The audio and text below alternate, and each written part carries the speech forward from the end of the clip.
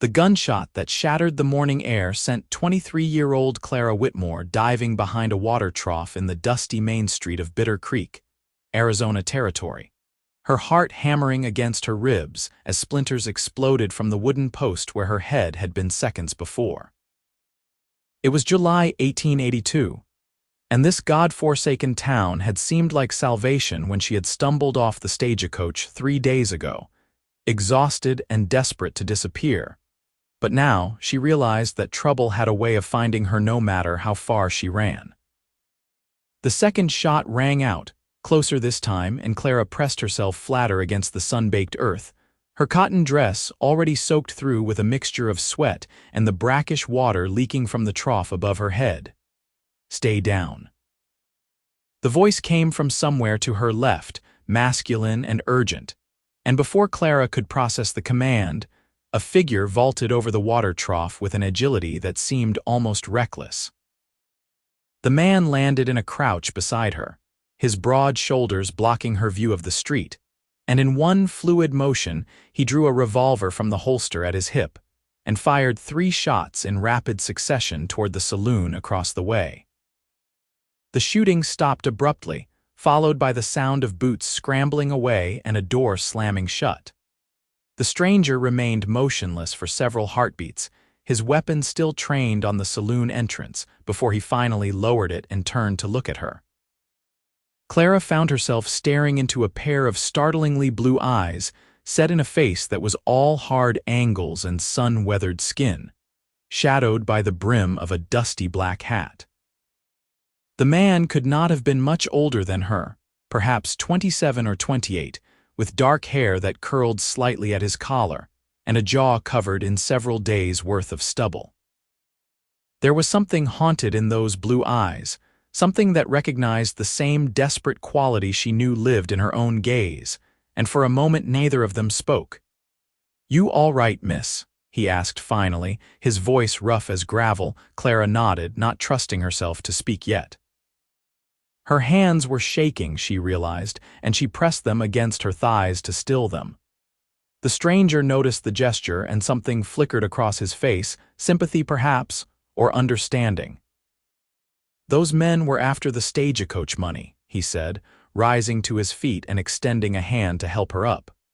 "You were just in the wrong place at the wrong time. They are gone now, but you should get yourself inside somewhere safe." Clara accepted his hand, feeling the calluses on his palm as he pulled her upright with surprising gentleness. She was tall for a woman, nearly 5'8", but he still had several inches on her. Up close, she could see the details she had missed before. The scar that cut through his left eyebrow, the way his shirt was worn thin at the elbows, the silver spurs on his boots that marked him as a horseman. A cowboy, then, one of the countless drifters who moved through these frontier towns like tumbleweeds, never staying long enough to put down roots. "Thank you," Clara managed, her voice steadier than she felt. "I do not know what would have happened if you had not been here." The cowboy shrugged, a gesture that seemed designed to deflect gratitude. "Anyone would have done the same, but they did not," Clara pointed out. "You did." Something in her words seemed to unsettle him, and he took a step back, creating distance between them. His hand moved to adjust his hat, pulling it lower over his eyes. "You are new in town," he said, making it a statement rather than a question. "Bitter Creek is not a safe place for a woman alone. You have family here, somewhere to go." Clara hesitated. The truth was complicated, a tangled web of choices and consequences that had brought her to this harsh corner of the Arizona Territory. She had fled St. Louis 3 weeks ago with nothing but a carpetbag and her late mother's pearl earrings, running from a marriage arrangement her father had made with a man twice her age, a wealthy banker with cold hands and colder eyes.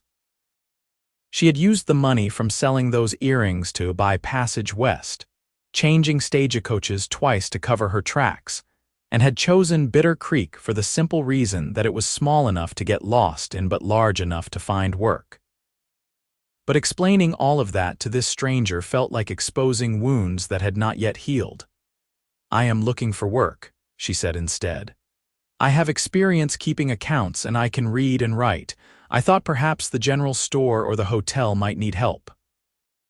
The cowboy studied her for a long moment, those blue eyes seeing more than she wanted to reveal. The hotel could use someone at the front desk, he said finally. The owner is Mrs. Callahan, a fair woman. Tell her that Ethan Cole sent you. That might help. Ethan Cole, Clara repeated, committing the name to memory. I am Clara Whitmore. Thank you again, Mr. Cole. Just Ethan, he said, and then without another word he turned and walked away, his long strides carrying him down the street toward the livery stable. Clara watched him go, noting the way people gave him a wide berth, the way conversations seemed to die as he passed. Ethan Cole was known here then, but perhaps not in the way that invited friendliness. She filed that observation away and headed toward the two-story building with the faded sign that read Callahan Hotel, her mind already working through what she would say to Mrs. Callahan, how she would present herself as capable and trustworthy, despite having no references and no real explanation for why she had ended up in Bitter Creek. The interior of the hotel was blessedly cool after the brutal heat of the street, and Clara paused just inside the door to let her eyes adjust to the dimness. The lobby was small but clean, with a worn carpet that had once been red and a desk made of dark wood that showed the marks of hard use. Behind the desk sat a woman in her 50s with iron-gray hair pulled back in a severe bun, her sharp eyes taking in every detail of Clara's appearance in a single sweeping glance. "Help you?" the woman asked, her tone neither friendly nor hostile, simply businesslike. "Are you Mrs. Callahan?" Clara asked, approaching the desk with what she hoped was the right mixture of confidence and deference. "I am. My name is Clara Whitmore. I am looking for work, and Ethan Cole suggested I speak with you about a position at the hotel." At the mention of Ethan's name, Mrs. Callahan's expression shifted subtly, though Clara could not quite read the emotion behind it. "Ethan Cole sent you, did he? That is interesting. What kind of work are you looking for, Miss Whitmore?" "Anything honest," Clara said. "I can keep accounts, manage inventory, write correspondence. I worked in my father's law office back in Missouri, so I am familiar with business matters. I am a hard worker and I learn quickly." "Missouri," Mrs. Callahan repeated. "That is a long way to come. What brings you to Bitter Creek?" Clara had prepared for this question, but the lie still tasted bitter on her tongue. "My parents both passed last year. I have no other family and I wanted a fresh start somewhere new." It was not entirely false. Her mother had died of influenza 14 months ago, and her father had become a stranger in his grief, a man who saw his daughter as nothing more than a commodity to be traded for business connections and social standing. In a way, the father she had known had died too, leaving her truly alone in the world. Mrs. Callahan's sharp eyes softened slightly. "I am sorry for your loss. I know something about starting over. As it happens, I do need someone to help manage the front desk and keep the books. My last girl ran off with a gambler 2 weeks ago, and I have been doing everything myself since then. The pay is not much, $2 a week plus room and board. You would have a small room on the second floor and meals with me and my husband in the kitchen. The work is steady, but it can be long hours, especially when the cowboys come in from the ranches looking to spend their pay. Are you prepared for that?" $2 a week was less than Clara had hoped for, but room and board would stretch it considerably. And more importantly, it would give her a place to stay and a reason to be in Bitter Creek that did not invite too many questions. "Yes, ma'am. I can start whenever you need me." "Tomorrow morning, then. 6 o'clock sharp. I will show you to your room now so you can get settled." Mrs. Callahan came around the desk with a key in her hand, moving with the brisk efficiency of someone who had no patience for wasted time. She led Clara up a narrow staircase to the second floor, down a hallway that smelled of lye soap and wood polish, and stopped in front of a door near the end. "This is yours. It is not fancy, but the bed is clean and the window opens if you need air at night. Privy is out back and there is a washroom down the hall. We keep a pitcher of water filled every morning. Supper is at 6 if you are hungry." The room was indeed small, barely large enough for the narrow bed, a washstand, and a trunk for storing belongings, but after 3 weeks of sleeping on hard stagecoach seats and lumpy boarding house mattresses, it looked like paradise to Clara. "It is perfect," she said sincerely. "Thank you, Mrs. Callahan." "Call me Anne," the older woman said, and this time there was a hint of warmth in her voice. "Welcome to Bitter Creek, Clara. I hope you find what you are looking for here." After Anne left, Clara sat on the edge of the bed and allowed herself a moment to simply breathe. She had done it. She had found work and a place to stay, and for the first time since leaving St. Louis, she felt like maybe she could actually build a life here, something that belonged to her alone. The image of Ethan Cole flashed through her mind, those haunted blue eyes and the way he had put himself between her and danger without hesitation, and she wondered what his story was, what had put that particular shadow in his gaze. Then she pushed the thought away. She had enough to worry about without getting curious about a drifter cowboy, no matter how compelling his eyes were. The next morning, Clara was at the front desk at 5:45, dressed in her most practical calico dress with her hair pinned up in a neat bun.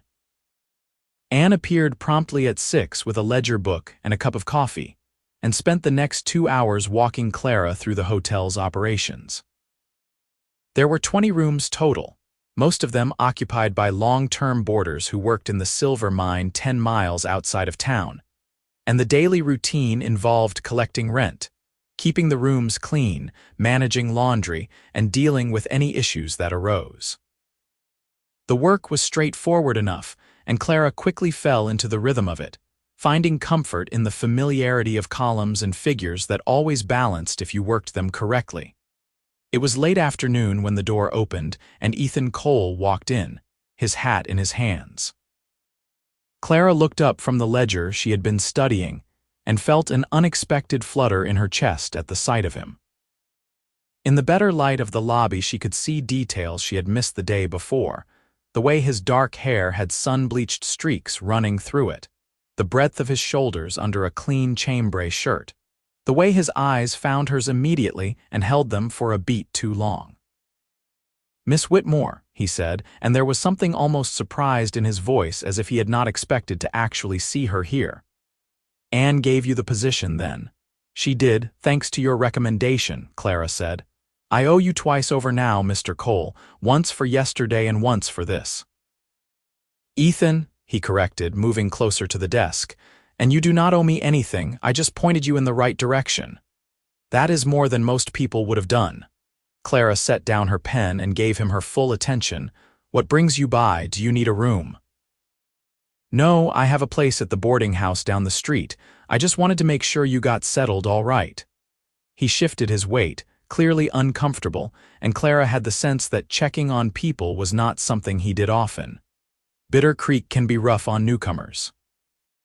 "I appreciate the concern," Clara said, "but I can take care of myself." "I am sure you can," Ethan said, but there was something in his tone that suggested he did not entirely believe it. "Still, if you need anything, or if anyone gives you trouble, you can find me most days at the Dusty Rose Saloon or out at the Rocking H Ranch. I do work for Hayes Henderson, running cattle." Clara nodded, filing away this information. "I will keep that in mind. Though I hope I will not need to take you up on that offer." "I hope so too." Ethan put his hat back on, adjusting it carefully. "Well, I will let you get back to work. Good luck, Miss Whitmore." "Clara," she said impulsively. "If I am supposed to call you Ethan, then you should call me Clara." Something shifted in his expression, a crack in the careful wall he kept around himself. "Clara," he repeated, and the way he said her name, soft and deliberate, sent that flutter through her chest again. Then he nodded once and left, the door closing behind him with a soft click. Anne appeared from the back room a moment later, a knowing look on her face. "Ethan Cole is a good man," she said without preamble, "but he is also a man with a past he is running from. I have seen a lot of people come through this town, Clara, and I can spot a runner from a mile away." "Both of you have that look." Clara felt heat rise in her cheeks. "I do not know what you mean." Yes, you do, Anne said, not unkindly. But that is your business, not mine. I just want you to know that Bitter Creek can be a place to start over if you let it. But you cannot build a new life while you are still running. Eventually, you have to stop and decide to stay. The older woman's words haunted Clara for the rest of the day and into the evening. She lay awake in her small room that night, listening to the sounds of the town settling down for sleep, and thought about what it meant to stop running. She had been running for weeks now, driven by fear and desperation, but Anne was right. She could not keep running forever. At some point, she would have to decide that this was where she belonged, that this was the place where she would make her stand. The question was whether she was brave enough to do it. The days fell into a pattern after that. Clara worked at the hotel, learning the rhythms of the town and the people who populated it. She met the miners who came in every week to pay their rent, exhausted and covered in rock dust but unfailingly polite. She met the ranch hands who spent their money on baths and clean sheets before heading to the saloon. She met the families who passed through on their way to somewhere else, always somewhere else, chasing the promise of land or gold or a better life. And every few days, Ethan Cole would appear in the lobby, always with some excuse for being there, and they would talk. The conversations started out carefully, both of them dancing around the subjects that mattered, but gradually they began to open up.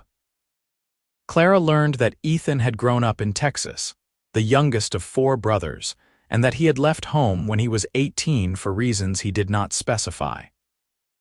He had drifted through Colorado and New Mexico before ending up in Arizona, working cattle and breaking horses and doing whatever jobs needed doing. He was good with animals, he told her, and he liked the work because it kept him moving, never staying in one place long enough to get comfortable. "Why is that important?" Clara asked one afternoon when they were sitting on the front porch of the hotel, watching the sun paint the desert sky in shades of orange and purple. "Not getting comfortable, I mean." Ethan was quiet for a long moment, his eyes fixed on the horizon. "Because comfortable means attached," he said finally. "And attached means you have something to lose. I have seen what happens when you care too much about people and places. It tears you apart when you lose them. So you just keep moving. Never let yourself care about anything." "Something like that."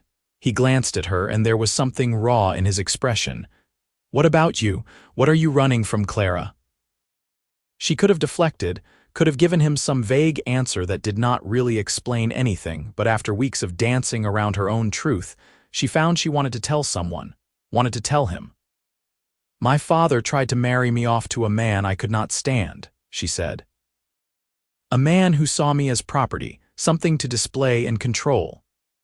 When I refused, my father said I was being ungrateful and foolish, that I did not understand how the world worked, so I left. I took what little I had and I ran, and I have been running ever since." Ethan reached over and took her hand, his rough palm warm against hers. "That took courage. It took desperation," Clara corrected. "I did not know what else to do." "It is still courage," Ethan insisted. "Running from something bad is not the same as running from something good. You were trying to save yourself. That is different." His words settled something inside her, a knot of guilt and shame that she had been carrying since St. Louis. "Is that what you are doing, saving yourself?" Ethan's hand tightened on hers, and then he let go, withdrawing both physically and emotionally. "No," he said quietly. "I am running from everything good. There is a difference." Before Clara could ask him what he meant, he stood up and made some excuse about needing to get back to the ranch, and then he was gone, leaving her alone on the porch with more questions than answers. But his words stayed with her, echoing in her mind. "I am running from everything good." What could make a man run from the good things in his life? What kind of pain could drive someone to reject comfort and connection and anything that felt like home? August turned into September, and the brutal heat of summer began to ease into something more bearable. Clara had settled into her life in Bitter Creek, and while she would not say she was happy exactly, she felt more at peace than she had in months. Anne and her husband, Thomas, had become almost like family, and Clara found herself looking forward to their evening meals together, the easy conversation and the sense of belonging that came from being part of a household. The hotel guests had accepted her as a fixture, and several of them had begun to seek her out for advice or just a friendly word. And then there was Ethan. He had become a constant in her life, appearing at the hotel several times a week, and their conversations had deepened into something that felt dangerously close to friendship. Dangerously because Clara could feel herself starting to care about him, to look forward to his visits, to think about him when he was not there. She could see that he was fighting the same battle, the way he would catch himself smiling at something she said and then force his expression back to neutral, the way he would stand just a little too close and then step away as if burned.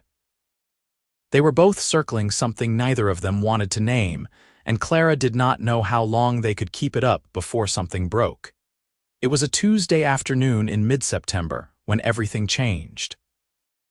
Clara was alone at the front desk, working through the monthly accounts when three men walked into the hotel lobby. She knew immediately that they were trouble.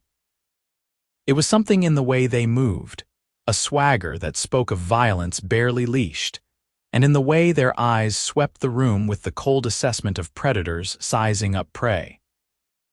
The man in the middle was older than the other two, maybe in his 40s, with a heavy mustache and a fancy suit that was completely out of place in Bitter Creek.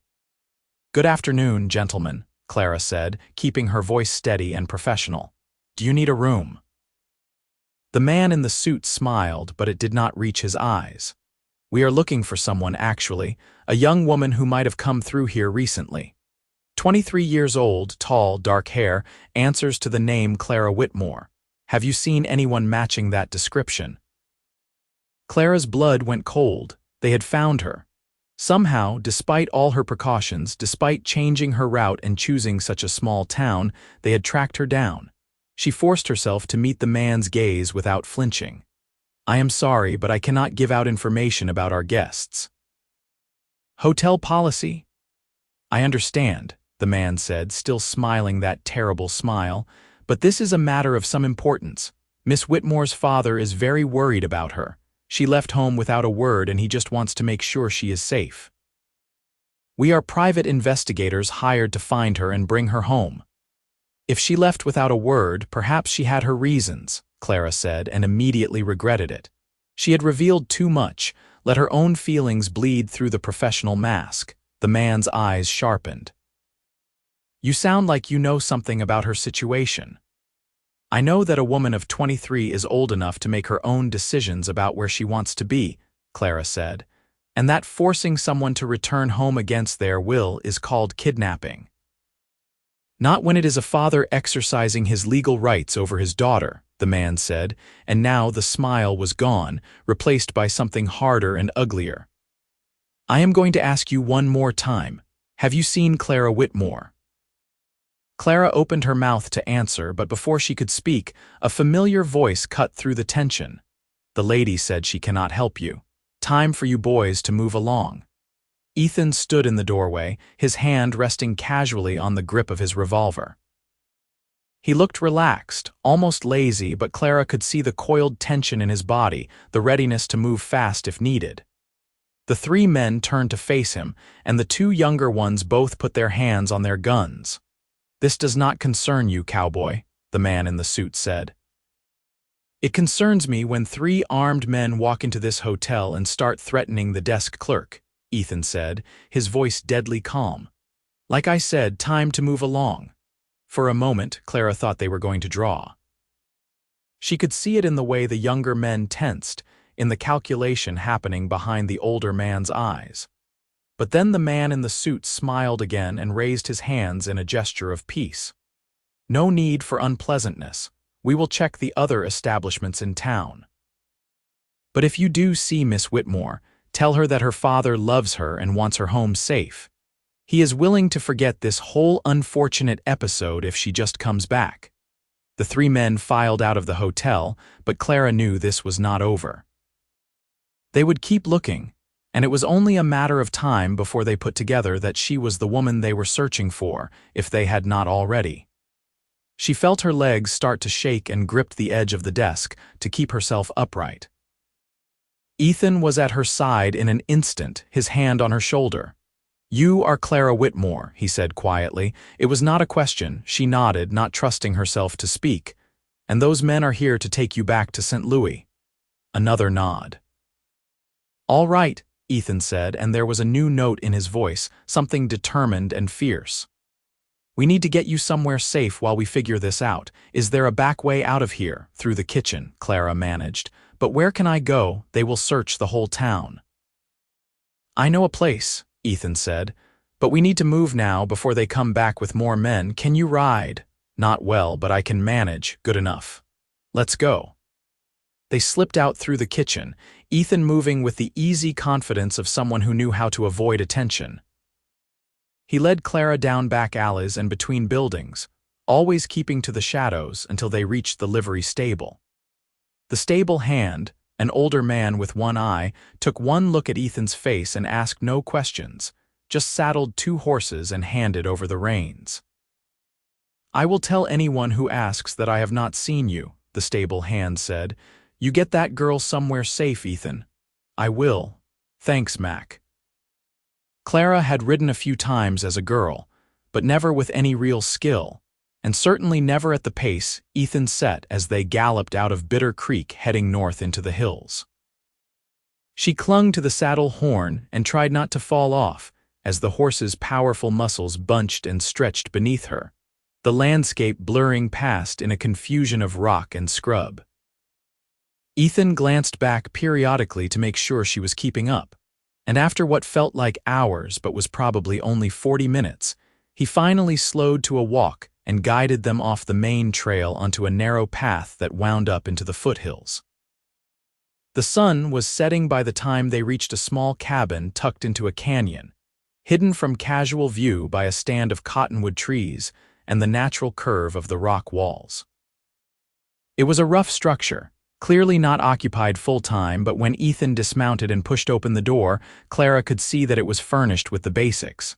A stove, a table, 2 bunks, and shelves stocked with canned goods and supplies. "What is this place?" she asked as she climbed down from her horse, her legs trembling from the unaccustomed exertion. "Line camp," Ethan explained, leading the horses to a small corral behind the cabin. "The ranch uses it during roundup when we are working cattle in this area. Nobody will think to look for you here, and even if they do, it is easy to defend. We will be safe for tonight at least. Safe." The word felt strange and precious. Clara walked into the cabin and sank down on one of the bunks, her whole body shaking now that the adrenaline was wearing off. Ethan finished with the horses and came inside, lighting a lantern that cast warm, golden light across the small space. He looked at her for a long moment, and then he sat down on the other bunk, leaning forward with his elbows on his knees. "Tell me everything," he said. "I need to know what we are dealing with," so Clara told him.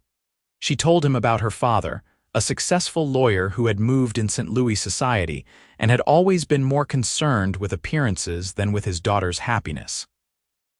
She told him about her mother's death and how her father had changed afterward, becoming cold and distant and obsessed with securing his position through advantageous connections. She told him about Gerald Pemberton, the banker her father had chosen as her husband, a man of 52 with thin lips and possessive hands, who had spoken to her as if she were a child or a particularly dim-witted servant.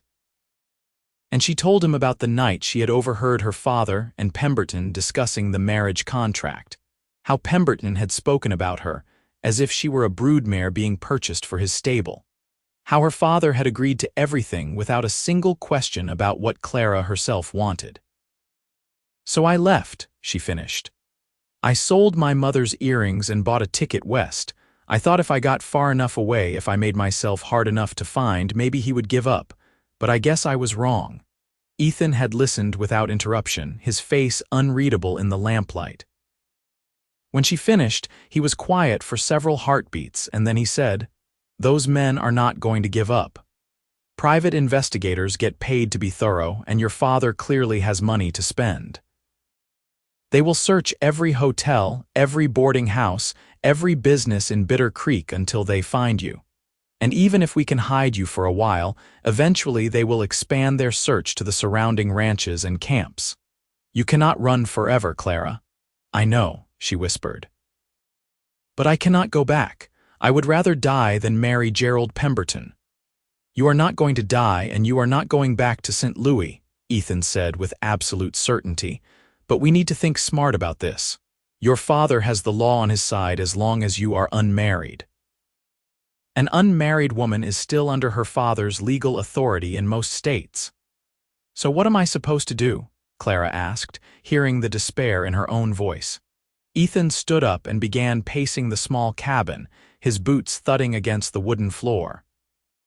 Clara could see him working through possibilities, discarding options, his mind clearly racing. Finally, he stopped and turned to face her. You could get married, he said, to someone else.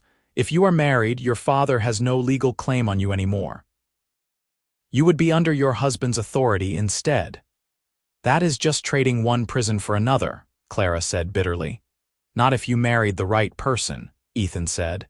Someone who would respect your choices and give you freedom, someone who would do it to protect you, not to own you. The implication hung in the air between them, and Clara felt her breath catch. Ethan, are you suggesting? I am suggesting that I could marry you, he said, the words coming out in a rush. It would be a marriage in name only, just legal protection. Once your father realizes you are married and his claim is void, he will go back to St. Louis and you would be free. We could get an annulment after that if you wanted, but it would keep you safe. Clara stared at him, her mind reeling. It was a crazy idea, impulsive and reckless, and completely at odds with everything she had thought she knew about Ethan Cole. This was a man who ran from commitment, who never let himself get attached to anything or anyone, and here he was offering to legally bind himself to her to keep her safe. Why would you do that? She asked. You barely know me. I know enough, Ethan said. I know you are brave and smart, and you are trying to build a life on your own terms. I know you do not deserve to be dragged back to St. Louis and forced into a marriage that would make you miserable. And I know, he paused, and something vulnerable flashed across his face. I know what it is like to feel trapped and desperate. I cannot save myself, Clara, but maybe I can save you. There was so much pain in those words, so much self-recrimination, that Clara found herself standing and crossing the small space to stand in front of him. You are not broken, Ethan. Whatever you think you are running from, whatever you think you have done, it does not make you beyond saving. You do not know what I have done, he said roughly. Then tell me. He looked at her for a long moment, and she could see him warring with himself, wanting to tell her but terrified of what she would think. Finally, he began to speak. I was 19, he said. Working on a ranch in Texas with my oldest brother, Michael. We had gotten into some trouble with a local gang that was stealing cattle, and they came to the ranch looking for revenge. My brother and I were in the barn when they showed up. They started shooting, and Michael pushed me behind some hay bales to keep me safe.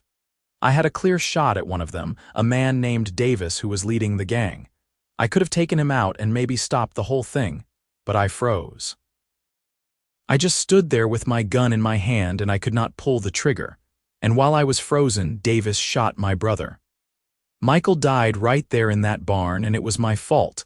If I had just taken the shot, if I had not been such a coward, he would still be alive. Clara felt tears prick her eyes. Oh, Ethan, I left home the next day, he continued. I could not face my family, could not look my parents in the eye knowing that I had gotten their son killed, and I have been running ever since. Running from the life I could have had, from the people who loved me, from anything that felt like home or family. Because I do not deserve those things. Michael should have had them. He was the good one, the brave one, not me. You were 19 years old and you were in a terrifying situation, Clara said fiercely. Freezing up does not make you a coward, it makes you human. Your brother pushed you behind those bales because he loved you and wanted to protect you. Do you really think he would want you to spend the rest of your life punishing yourself? It does not matter what he would want, Ethan said. He is dead because of me. He is dead because violent men came to your ranch and started shooting, Clara corrected. The only people responsible for his death are the ones who pulled the trigger. You are carrying a guilt that is not yours to carry, Ethan, and you are running from everything good because you think you do not deserve it. But you do. You deserve happiness and home and people who care about you. Ethan reached up and cupped her face in his hands, his thumbs brushing away tears she had not realized were falling. How did you get so wise? I am not wise, Clara said. I am just someone who knows what it is like to feel trapped by circumstances that are not fair. And I am someone who sees you clearly, Ethan Cole. You are not the coward you think you are. You are a man who just put himself between me and danger without hesitation. You are a man who is offering to marry a woman he barely knows just to keep her safe. That is not cowardice. That is courage. Something broke in Ethan's expression, years of carefully maintained walls crumbling all at once. He pulled her close and buried his face in her hair, his arms tight around her, and Clara held him just as fiercely. They stood like that for a long time, two broken people finding unexpected solace in each other's embrace, and when they finally pulled apart, something fundamental had shifted between them. Will you marry me? Ethan asked, and this time there was something different in the question, something that went beyond simple protection or legal maneuvering. Not just to keep you safe, although that is part of it, but because I think maybe we could save each other. Maybe we could stop running together. Clara looked into those blue eyes that had haunted her dreams for weeks now and saw her own longing reflected back at her. This was crazy and impulsive and nothing like the careful, planned life she had thought she wanted. But maybe careful and planned was overrated. Maybe sometimes you had to take a leap of faith and trust that someone would catch you. Yes, she said, I will marry you. The kiss that followed was gentle and careful, a question and an answer all at once. Ethan's lips were soft against hers, his hands trembling slightly as they cradled her face, and Clara felt something click into place in her chest, a sense of rightness that she had never experienced before. When they finally broke apart, both of them were breathing hard, and Ethan rested his forehead against hers. We will do this right, he said. I will get a license and we will find a preacher. It will be a real marriage, Clara, even if we start it for practical reasons. I am not going to trap you in something you do not want. I know, Clara said. I trust you. Those 3 words seemed to affect him deeply, and he pulled her close again, just holding her in the golden lamplight. Outside, the night creatures were beginning their songs, and the desert air was cooling rapidly now that the sun had set. They made a simple dinner from the supplies in the cabin, and then Ethan insisted that Clara take one of the bunks while he kept watch by the window, just in case anyone had followed them. She wanted to argue, wanted to tell him that he needed rest too, but exhaustion was pulling at her like a riptide, and she fell asleep almost as soon as her head hit the pillow. She woke to sunlight streaming through the window and the smell of coffee brewing. Ethan was at the stove, looking rumpled and tired, and Clara realized he had stayed up all night watching over her. Guilt pricked at her, but when he turned and saw her awake, his face lit up with a smile that made her heart stutter. Morning, he said. Coffee, please. Clara sat up and accepted the tin cup he offered, wrapping her hands around its warmth. Did you sleep at all? A little, he lied, and Clara let it go. I have been thinking about our next steps. We need to get back to Bitter Creek and arrange things, but we have to be careful. Those investigators are going to be watching for you. So how do we do it? We go in early, before most people are up. There is a small church on the edge of town, and the preacher there is a friend. He will do the ceremony without asking too many questions. Once we are legally married, we find those investigators and tell them the truth. You are Clara Cole now, not Clara Whitmore, and they have no claim on you. Your father can rage all he wants, but there is nothing he can legally do. It seems almost too simple, Clara said. The best plans usually are, Ethan replied. We can ride out within the hour if you are ready. They made it back to Bitter Creek just as the sun was fully clearing the horizon, painting the desert in shades of gold and amber. Ethan led her through the quiet streets to a small, whitewashed building with a wooden cross above the door. The preacher, a man in his 60s with kind eyes and a weathered face, answered their knock still in his nightshirt. "Ethan Cole," he said, surprise evident in his voice. "This is unexpected. I know, Reverend Morrison, and I am sorry to come so early, but I need your help. This is Clara Whitmore and we want to get married. Today. Now, if possible." Reverend Morrison's eyebrows climbed toward his hairline, but he studied both of their faces for a long moment, and whatever he saw there seemed to satisfy him. "Come inside. Let me get dressed and we will take care of this properly." 20 minutes later, Clara found herself standing in the simple interior of the church, her hand clasped in Ethan's, listening to Reverend Morrison recite the marriage ceremony. It felt surreal, like something happening to someone else, but when Ethan slipped a simple silver ring onto her finger, produced from where, Clara had no idea, and said, "I do," in a voice that was steady and sure, the reality of it crashed over her. This was happening. She was getting married to a man she had known for less than 2 months, a man who was still a mystery in so many ways, and yet it felt more right than anything else in her life ever had. "I do," she said when it was her turn, and meant it with every fiber of her being. "Then by the power vested in me by the territory of Arizona, I pronounce you husband and wife," Reverend Morrison said. "You may kiss your bride, Ethan." This kiss was different from the one the night before, less tentative and more certain, a promise being made and accepted. When they broke apart, Clara saw that Ethan's eyes were bright with unshed tears, and she knew hers were too. "Congratulations," Reverend Morrison said warmly.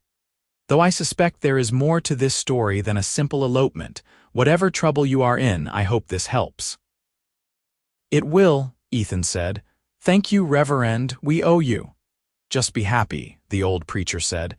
"That is payment enough." They left the church as the town was beginning to wake up, and Ethan led Clara directly to the hotel. Anne was already at the front desk, and her eyes went wide when she saw them together. "Clara, we have been worried sick.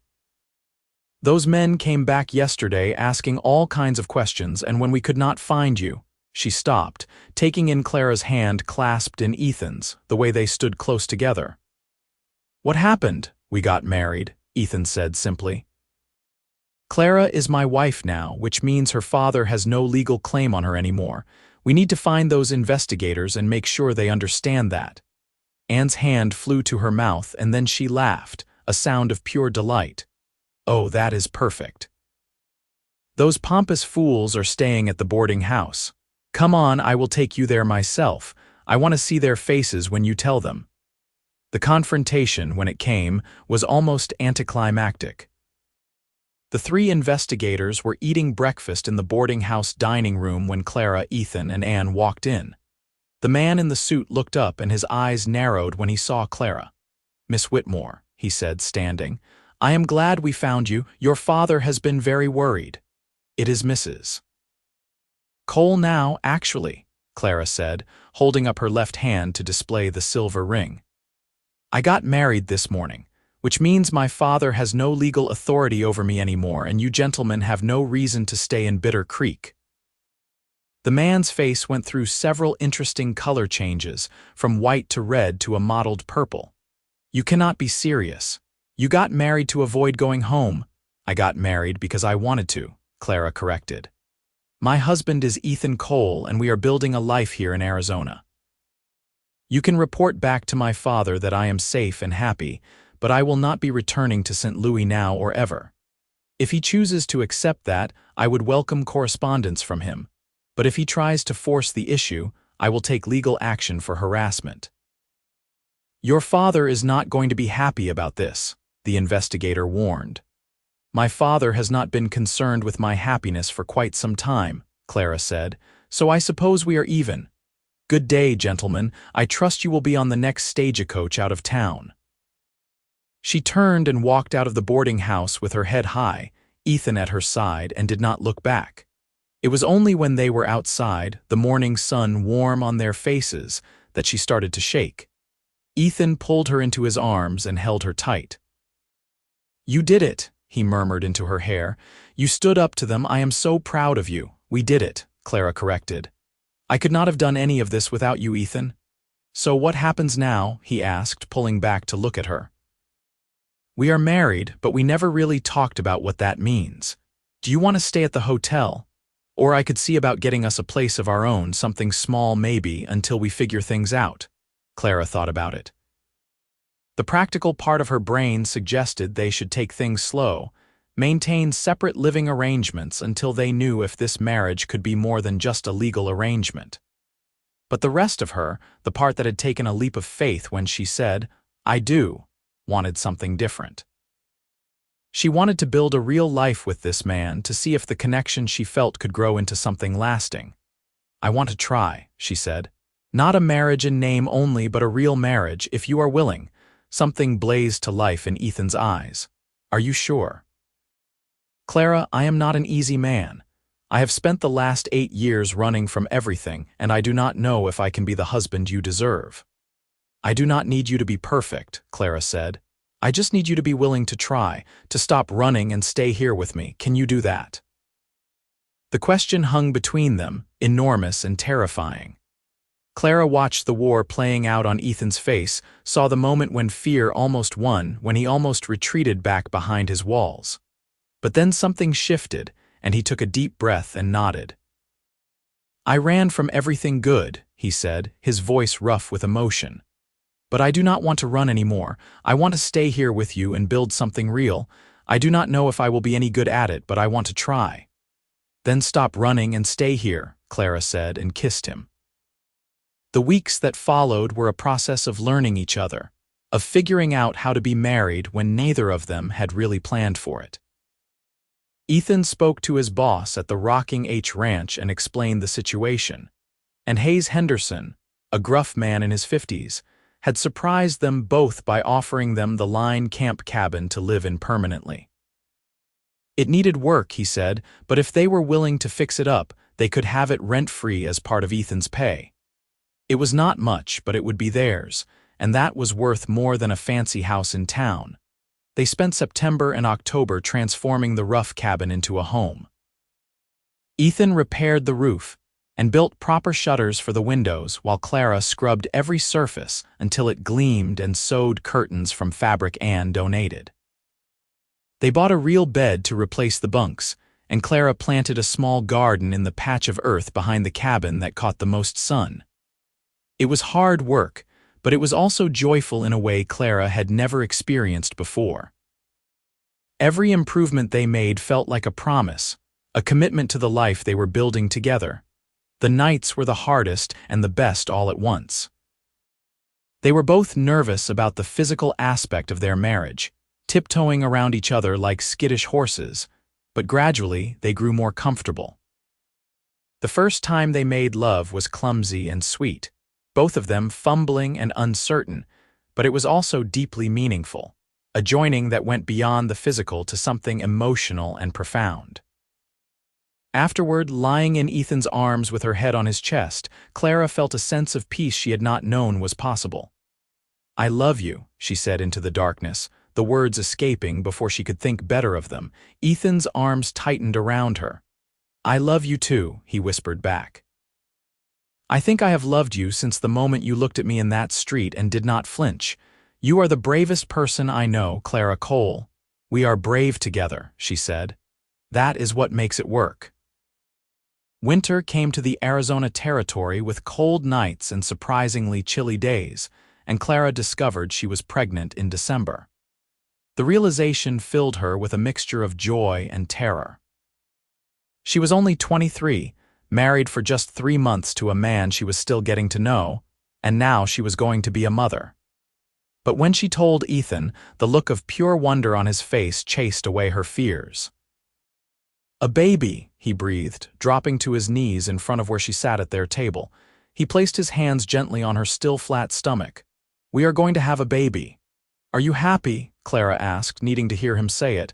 "I am terrified," Ethan admitted. "But yes, I am happy." so incredibly happy. I never thought I would have this, Clara. A wife and a home and now a child.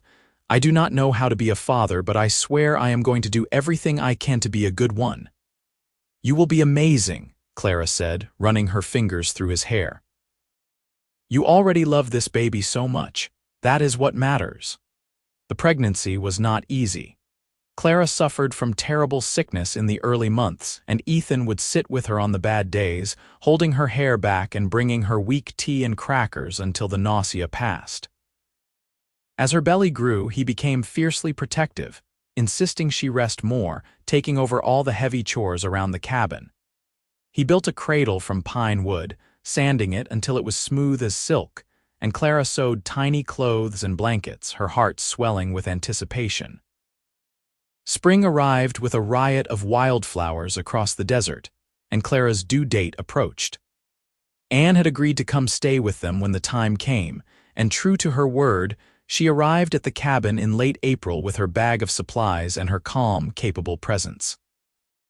Labor started on a warm evening just as the sun was setting, and it was long and difficult, stretching through the night and into the next day.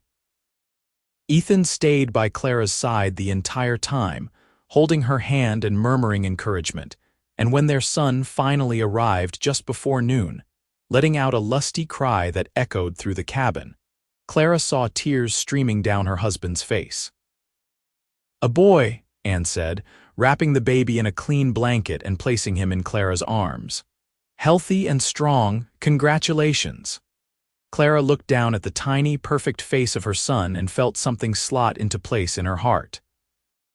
He had Ethan's dark hair and what looked like it would be her nose, and his little fists waved in the air as if he was already fighting the world. "Hello, sweetheart," she whispered. "We have been waiting for you." Ethan reached out with a trembling hand and touched one of those tiny fists, his face full of awe. "He is perfect. Clara, he is absolutely perfect. What should we name him?" They had discussed names over the winter, but nothing had felt quite right. Now, looking at her son and then at her husband, Clara knew what the name should be. "Michael," she said softly, "after your brother, so something good can come from that name again." Ethan's breath caught and fresh tears spilled over. "Michael," he repeated. "Yes, that is perfect." "Thank you, Clara." Little Michael Cole proved to be a content baby, sleeping well and eating heartily, and Clara and Ethan fell into the rhythms of parenthood with a mixture of confidence and complete terror. There were sleepless nights and moments of panic when the baby cried, and they could not figure out why.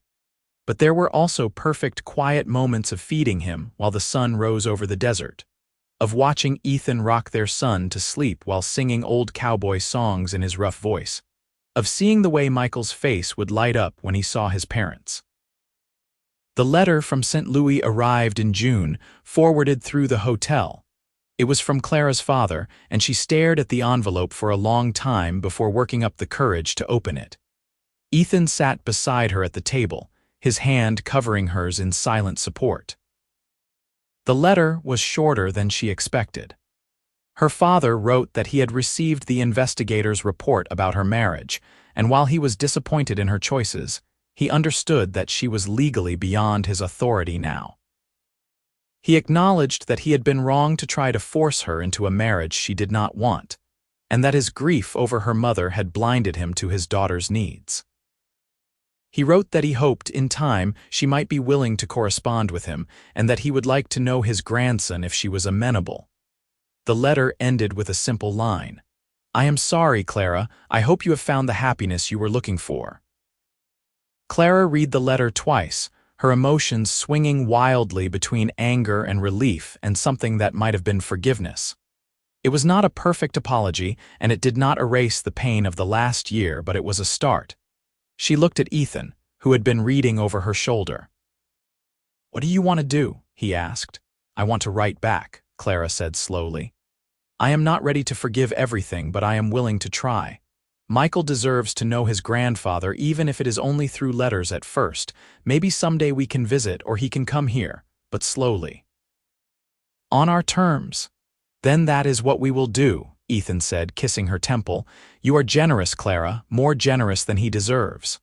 "I learned from you," Clara said. "You ran from your family for 8 years because you thought you did not deserve their love. But then you stopped running and took a chance on us. Maybe my father can do the same." Life settled into a new normal after that. Clara wrote to her father once a month, careful letters that slowly built bridges between them. He wrote back with equal care, and gradually their correspondence became warmer, more honest. He sent a generous check as a gift for Michael's first birthday, and Clara used it to buy supplies for expanding the cabin, adding a second room so their growing son would have his own space. Ethan worked hard at the ranch, and his skill with horses and cattle earned him a promotion to foreman, which came with better pay and more responsibility. They saved carefully, planning for the future. Michael grew into a sturdy toddler with his father's curiosity and his mother's determination. He loved helping Ethan with the horses, sitting on the corral fence and shouting encouragement, and he would follow Clara around the cabin, helping with chores in the way that only a 2-year-old could. In the evenings, they would sit together as a family, Ethan reading aloud from whatever book they had managed to acquire while Michael played at their feet and Clara mended or sewed. On their second wedding anniversary, Ethan took Clara up to a ridge that overlooked their valley. They left Michael with Anne and Thomas for the afternoon and rode out to watch the sunset paint the desert in impossible colors. They sat together on a flat rock, Clara leaning back against Ethan's chest, his arms wrapped around her waist. "Do you ever regret it?" Ethan asked quietly. "Marrying me so impulsively, giving up the chance at a different life." Clara turned in his arms to look at him. "Never, not for a single moment. This life is exactly what I wanted even before I knew I wanted it. You and Michael and this place, it is everything. Do you regret it?" "I regret that I wasted so many years running," Ethan said.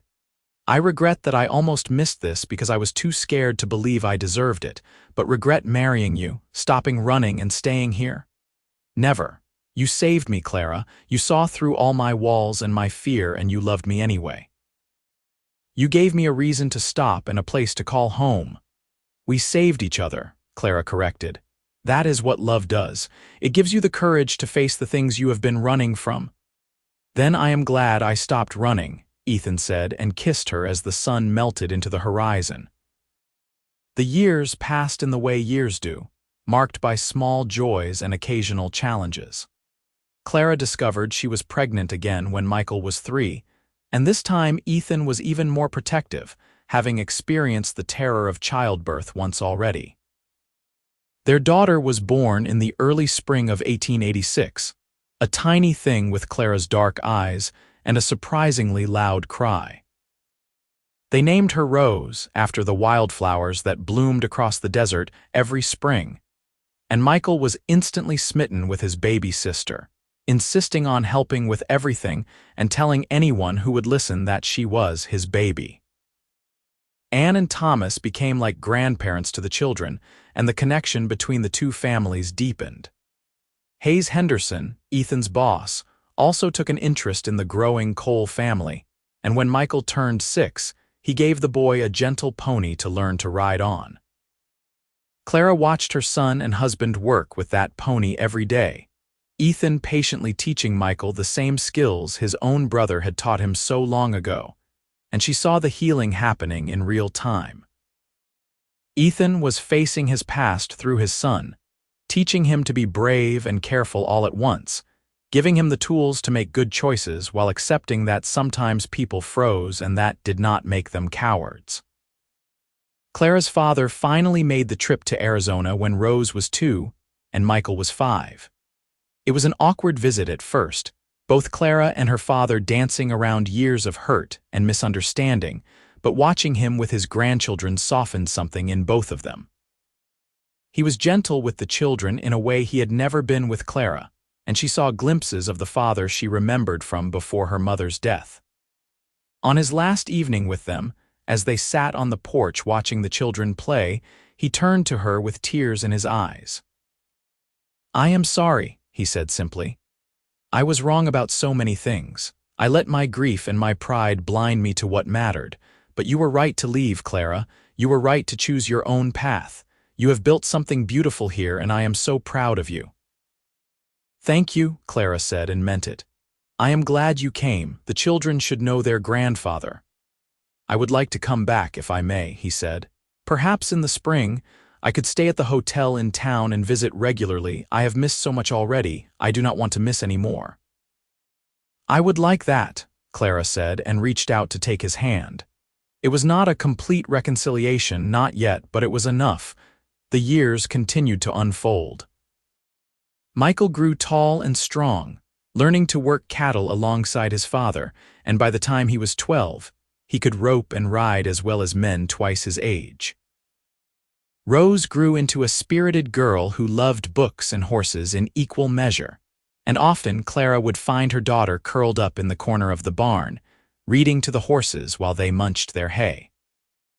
The cabin that had once been just a rough line camp was now a proper home, expanded and improved over the years, with a real porch and glass windows and a garden that provided vegetables all summer long. Ethan never did return to Texas or seek out his surviving family. The guilt he carried over Michael's death had eased over the years, worn down by Clara's love and the daily proof that he was a good man, but he still could not bring himself to face his parents. Clara understood, even if she wished things could be different. Some wounds went too deep for complete healing, and that was okay. What mattered was that Ethan had stopped running, that he had built a life here and committed to staying. On their 10th anniversary, Ethan surprised Clara by taking her back to the church where they had gotten married. Reverend Morrison was still there, older and more bent but with the same kind eyes, and he smiled when he saw them. "Ethan and Clara Cole," he said warmly. "It has been a long time. What brings you back?" "I wanted to renew our vows," Ethan said, taking Clara's hand. "The first time we got married, it was rushed and desperate, and while I meant every word, I wanted to do it again now that we are not running from anything. I wanted to stand here with my wife and recommit to her in front of God and say that I choose this. I choose her every single day." Clara felt tears spring to her eyes. They had not discussed this, and the surprise of it, the thoughtfulness and romance of the gesture overwhelmed her. Reverend Morrison beamed. "I would be honored to perform the ceremony. Shall we?" So Clara and Ethan stood in that small church once again, their hands clasped together, and spoke new vows to each other. Vows that were not born of desperation but of deep, abiding love. Vows that promised not just to stay together, but to keep choosing each other through whatever challenges life might bring. And when Ethan kissed her, it felt like a promise renewed, a commitment reaffirmed, and Clara knew with absolute certainty that this was where she was meant to be. The children were waiting outside the church with Anne and Thomas, and when Clara and Ethan emerged, Michael and Rose cheered and threw handfuls of wildflowers. They celebrated with a dinner at the hotel. All of their friends gathered around a long table, and Clara looked around at the faces of the people who had become her family and felt a profound sense of gratitude. This life she had built in the Wild West, this community she had found, this love she had nurtured with Ethan, it was everything she had never known she needed. More years passed. Michael fell in love with a rancher's daughter when he was 19, a smart, capable girl named Sarah who could outride most of the men in the county, and Ethan gave his blessing with tears in his eyes. The wedding was held at the Cole cabin, with everyone they knew in attendance, and as Clara watched her son promise to love and cherish his bride, she thought about how much life had changed since that desperate morning when she had married Ethan to escape her father's control. Love, she had learned, was not about desperation or fear. It was about choosing to stay day after day, even when running would be easier. Rose grew into a young woman who wanted to be a teacher, and Clara helped her prepare for the examinations that would allow her to teach in the small school that had been built in Bitter Creek. Ethan was initially reluctant to let his daughter move to town, but Clara reminded him that they had both run far from home at her age, and Rose was not running away but running toward something she loved. That made all the difference. When Clara was 41 and Ethan was 45, they became grandparents for the first time. Michael and Sarah had a daughter they named Clara Ann, and holding that tiny baby in her arms, Clara felt the circle of life complete itself. This little girl would grow up knowing she was loved, knowing she had choices, knowing that her family would support her no matter what path she chose. That was the legacy Clara wanted to leave, that sense of unconditional love and acceptance she had found with Ethan and was now passing down through the generations. They sat on their porch one evening, watching the sunset and listening to the sounds of the desert settling down for the night. Ethan held Clara's hand, his thumb rubbing gentle circles on her palm, a gesture that had become so familiar over their years together that she barely noticed it anymore. Their lives had not been perfect. There had been hard years when the drought killed the cattle and money was tight, years when illness swept through the territory and they had prayed desperately for their children's health. There had been arguments and misunderstandings and moments when they had both wanted to run back to the safety of being alone, but they had stayed. They had chosen each other, over and over again in 1,000 small ways and a few big ones, and that had made all the difference. "Do you remember what you said to me that night in the line camp?" Ethan asked, breaking the comfortable silence. "When I told you I ran from everything good." "I said for you to stop running and stay here," Clara replied. "With me. Best advice anyone ever gave me," Ethan said. "I think about that moment a lot, how close I came to walking away, to keeping on running like I had been for years. If you had not asked me to stay, if you had not seen something in me worth saving, I would have missed all of this whole beautiful life." "You did the hard part," Clara said. "I just gave you permission to try. You were the one who chose to stop running and put down roots and build something real. You saved yourself, Ethan. I just loved you while you did it." "We saved each other," Ethan said, echoing the words Clara had spoken so many years ago on that ridge overlooking their valley. "That is what love does." Clara leaned her head on his shoulder and watched the last of the sunlight fade from the sky, painting the desert in shades of purple and indigo. Stars were beginning to appear overhead, brilliant and countless in the clear Arizona air, and somewhere in the distance, a coyote called out to the rising moon. She thought about the girl she had been when she stepped off that stagecoach in Bitter Creek, terrified and desperate and running from a life that would have destroyed her spirit. She thought about the young cowboy who had saved her from bullets and then offered to save her from so much more, even though he did not think he deserved saving himself.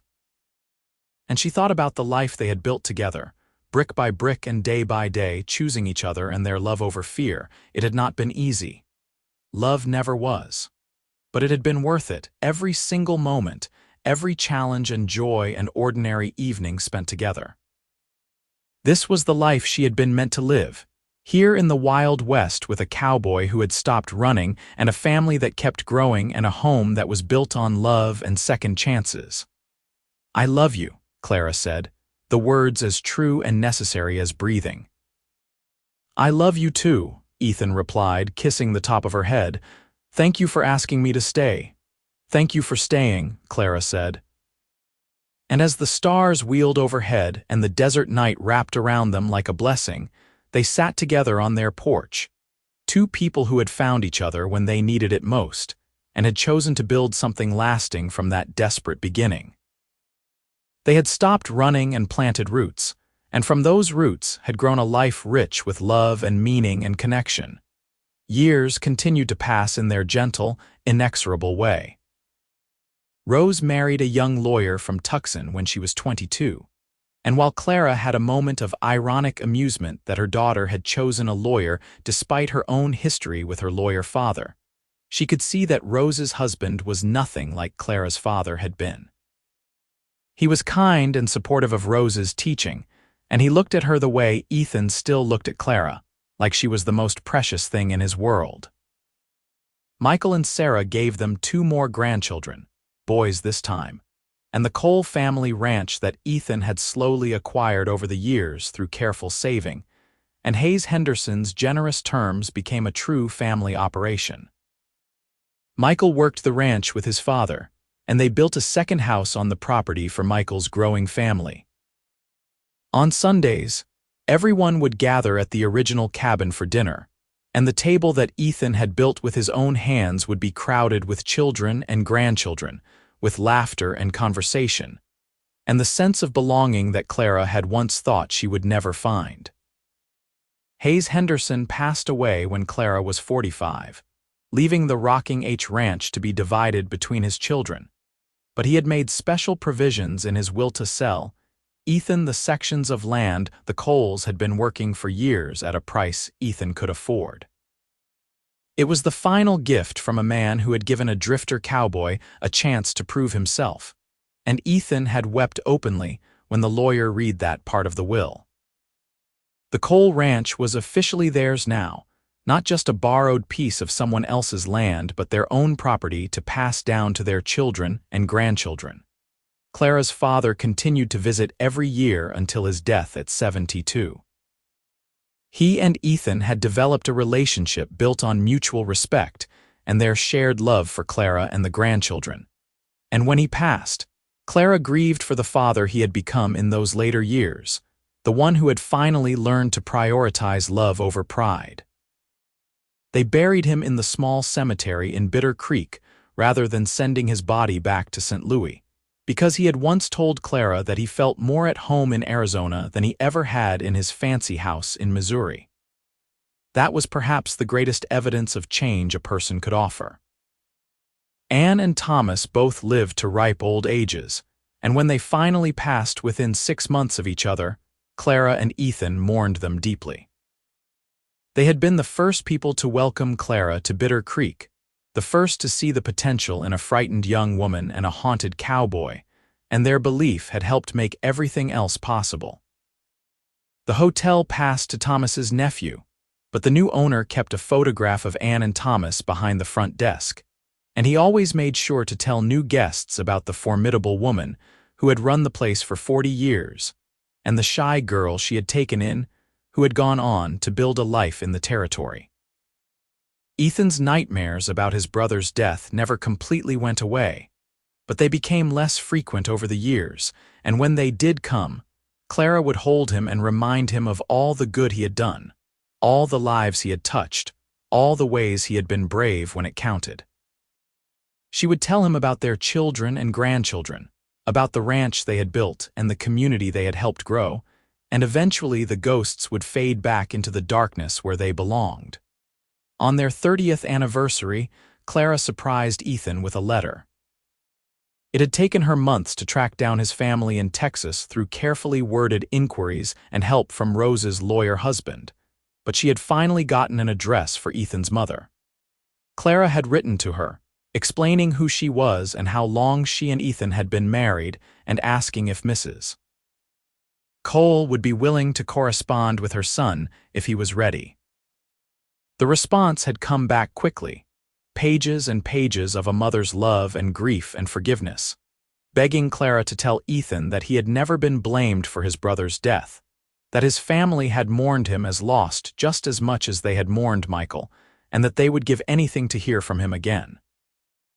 Ethan had read the letter with shaking hands and then had walked out into the desert alone. Clara had let him go, trusting that he would come back when he was ready, and he had returned hours later with red eyes and a lighter expression than she had seen in years. He had sat down immediately and written to his mother, a long letter that Clara did not read, but that she knew contained 30 years of guilt and grief and love. The correspondence that followed became a new ritual, letters going back and forth between Arizona and Texas. And while Ethan never did return to Texas in person, the reconnection with his family brought him a peace Clara had long hoped he would find. They grew old together, their hands becoming gnarled and their hair turning white, but the love between them remained as strong as it had been that desperate morning when they married in a rush to save Clara from her father's schemes. They would joke sometimes about how they had started their marriage backward, agreeing to legal commitment before they really knew each other. but both agreed it had worked out better than any conventional courtship could have. On quiet evenings, they would sit on their porch and watch their grandchildren play in the yard, and they would talk about the early days. About the first time they met when bullets were flying and Ethan had vaulted over a water trough to protect a stranger. About the night in the line camp when Clara had looked at a broken cowboy and seen someone worth saving. About the moment at the church when they had both taken a leap of faith into an unknown future. About all the choices, large and small, that had led them to this place of contentment and belonging. "Do you think we would have found each other if you had not been running from your father?" Ethan asked one evening when they were both in their 60s. "If you had stayed in St. Louis and made some kind of peace with that life?" Clara considered the question. "No," she said honestly. "That version of me would not have had the courage to talk to a cowboy with haunted eyes. I would have been too concerned with propriety and what people thought. Running away made me brave enough to reach for what I really wanted. And if I had not been running from my past, I would have just drifted through Bitter Creek and never stopped," Ethan added. "I would have seen a beautiful woman in trouble and helped her and then moved on, like I had moved on from everything else for years. We found each other because we were both running, but we built a life together because we chose to stop." "You were running from everything good," Clara remembered. "That is what you told me. And you told me to stop running and stay here," Ethan finished. "Best conversation of my life." They fell into comfortable silence after that, holding hands and watching the sunset paint the sky in familiar shades of orange and gold. The desert had been their home for nearly 4 decades now, and Clara could not imagine living anywhere else. The harshness that had terrified her when she first arrived had become beloved, the stark beauty of the landscape as familiar as breathing. This was where she belonged, here with this man and this life they had built from nothing but faith and stubborn determination. When Ethan was 68, he was thrown from a spooked horse and broke his hip. The injury healed slowly, leaving him with a pronounced limp and an end to his days of working cattle from horseback. It was a blow to his pride, and for a few weeks he fell into a depression that worried Clara, but eventually he found new purpose in teaching his grandsons the skills he could no longer perform himself. He became the repository of ranch wisdom, the one the younger generation consulted when they had questions about handling difficult animals, or reading weather signs, or any of the 1,000 other skills that made the difference between a successful ranch and a failed one. Clara's health remained good until her early 70s, when she began to have trouble with her heart. The doctor in Bitter Creek, a young man who had been just a boy when Clara first arrived in town, prescribed rest and medicine and warned that she needed to take things easy. Clara, who had never taken anything easy in her life, mostly ignored him, and Ethan had to enlist their children's help in making her slow down. It became a family joke, how the woman who had once run from St. Louis to Arizona Territory could not be made to sit still, even when her own body was demanding it. They celebrated their 40th anniversary surrounded by family, their children and grandchildren filling the ranch house they had built over the years. Someone had hired a photographer from Tucson to take pictures, a newfangled innovation that still seemed like magic to Clara, and the resulting photographs captured a moment frozen in time. Ethan and Clara sat in the center, his arm around her shoulders and both of them smiling, surrounded by the evidence of the life they had built. Children and grandchildren, and even a couple of great-grandchildren crowded into the frame, 3 generations of Coles who existed because a frightened young woman and a haunted cowboy had taken a chance on each other. Michael made a speech at the anniversary dinner, his voice thick with emotion as he talked about his parents and the example they had set. "My father told me once that he did not know how to be a good father because he had spent so many years running from everything," Michael said. "But he figured it out by doing what my mother told him from the beginning: stop running and stay here. That is the lesson they have given all of us. When things get hard, you do not run. You stay and you work and you love each other through it." That is what makes a family, and that is what makes a life worth living. Clara wiped tears from her eyes as their family applauded, and Ethan pulled her close. He got that from you, he whispered in her ear. The wisdom and the way with words. I just showed up and tried not to mess everything up too badly. You did more than show up, Clara said. You chose to stay even when staying was scary. You built this entire family, Ethan Cole. Be proud of that. I am, he said simply. Every single day. As they moved into their 70s, their pace of life slowed naturally. They spent more time on the porch and less time working, content to let the younger generations handle the physical demands of the ranch while they provided advice and companionship. Clara's heart condition worsened gradually, and there were days when getting out of bed felt like an enormous undertaking, but she refused to be defeated by it. She had survived too much, overcome too many obstacles, to let something as mundane as a failing body stop her from enjoying her remaining time with Ethan. They talked about death sometimes, in the way that old people do, making practical arrangements and expressing wishes for what should happen when one of them passed. Ethan made Clara promise that if he went first, she would not grieve so much that she stopped living. Clara made Ethan promise that if she went first, he would not retreat back into the shell of isolation he had inhabited before they met. Both promises were easy to make and would likely be hard to keep, but they made them anyway because that was what you did when you loved someone. The end, when it came, was gentle.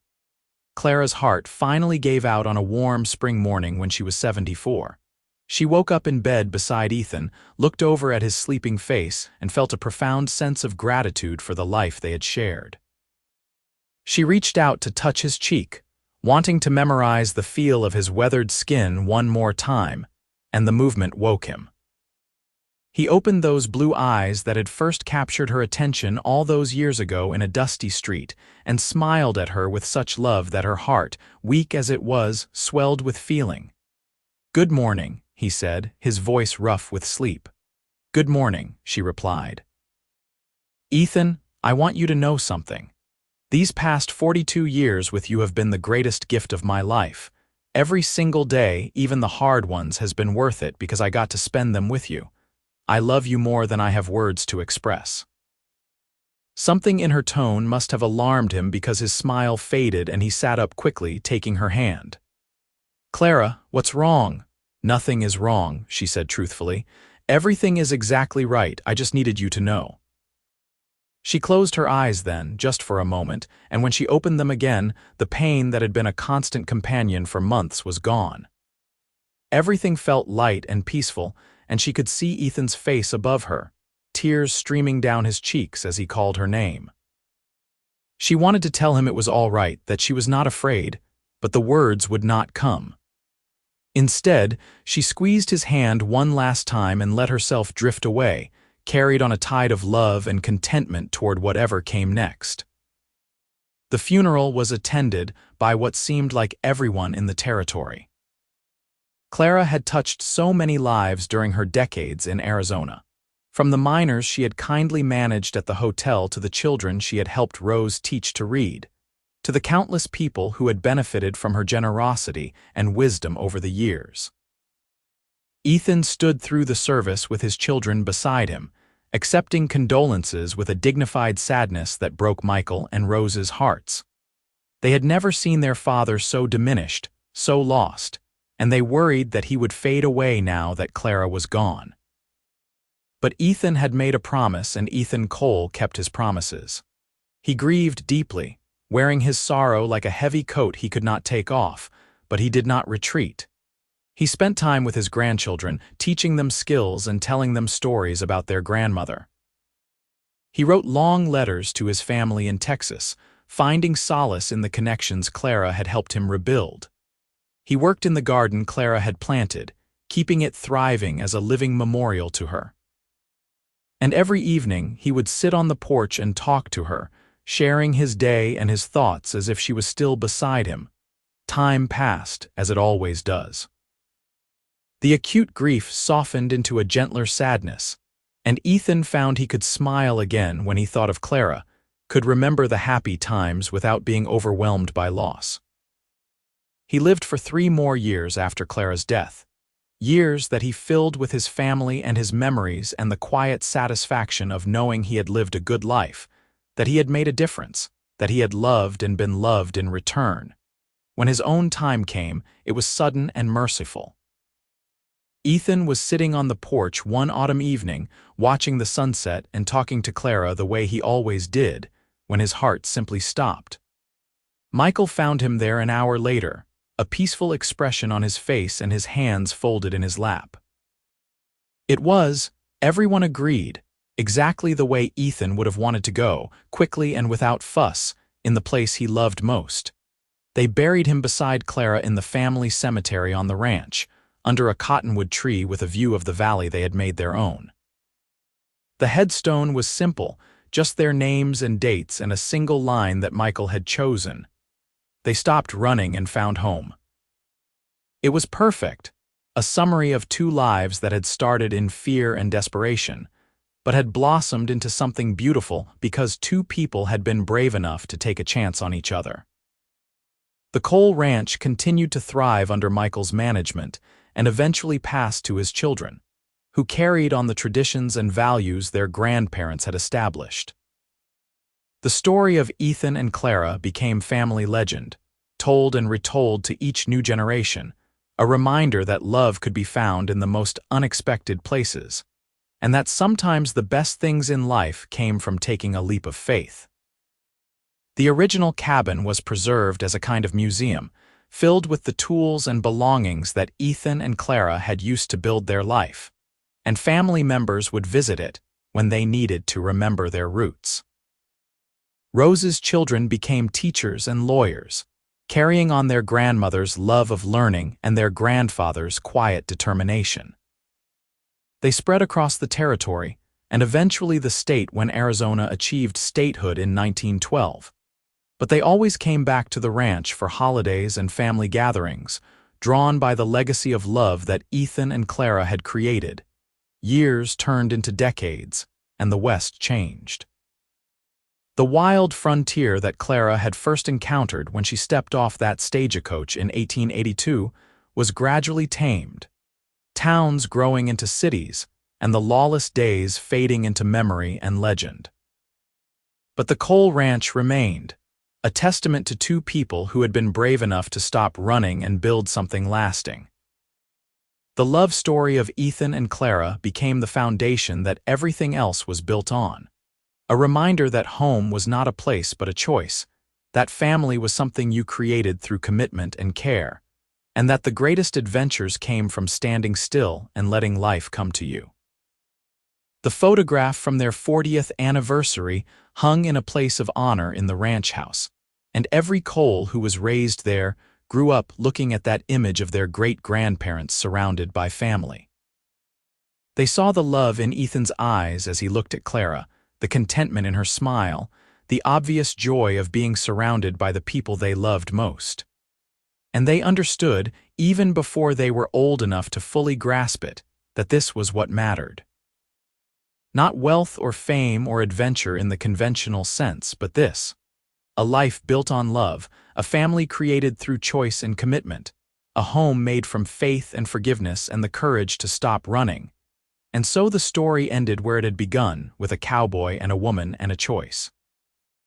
But instead of running from everything good, they had chosen to stay. They had chosen each other, day after day and year after year, building something beautiful from the ashes of their separate fears. They had created a family and a legacy that would outlive them by generations, all because one desperate morning in a small Arizona town, Clara Whitmore had asked Ethan Cole to stop running and stay, and he had been brave enough to say yes. It was a love story for the ages, born in the Wild West and tempered by hardship and blessed with joy. It was a reminder that sometimes the best thing you can do is stop running from your past and start building your future. And it proved, beyond any doubt, that love could conquer fear, that home could be found in the most unlikely places, And that happily ever after was not just a fairy tale but something real people could achieve if they were willing to take a chance and do the work. Ethan and Clara Cole had done that work. They had taken that chance, and they had built a life that was worth every moment of fear and uncertainty it had taken to get there. Their love story lived on in their descendants, in the ranch they had built, and in the land itself, a permanent part of the Wild West they had helped to tame not through violence but through the simple revolutionary act of choosing to stay and build and love. And in the end, that was the truest form of courage there was.